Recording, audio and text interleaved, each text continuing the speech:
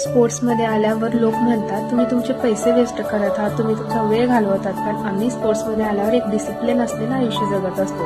आम्ही बिघडत नाही. आजकाल 16-16 वर्षाची मुली सिगरेट पितात, दारू पितात आणि आम्ही आमच्या खेळाडू आयुष्याला घेऊन एकदम स्ट्रिक्ट राहतो. रोज एकच डाएट फॉलो करतो, त्या बाबतीत स्ट्रिक्ट राहतो. आजकाल मुले रिलेशनशिपमध्ये येऊन पळून जात आहेत आणि आम्ही आमच्या स्वप्नांच्या मागे पळत आहोत, एक छोट्याशा मेडलसाठी, सक्सेससाठी. बाकी मुले पार्टीमध्ये जाऊन पैसे वेस्ट करत आहेत, क्लबमध्ये जाऊन पैसे वेस्ट करत, पण आम्ही आमच्या डाएटवर आणि ट्रेनिंगवर ते पैसे वेस्ट करत आहोत, ते पैसे घालवत आहोत. दिसतं ना की स्पोर्ट्सवर पैसे वेस्ट का करत आहोत, पण बाकी गोष्टी दिसत नाही. ह्या गोष्टी बोलण्याआधी हा एकदा व्हिडिओ नक्की ऐका, म्हणजे कळेल की एका खेळाडूचं आयुष्य कसं असतं.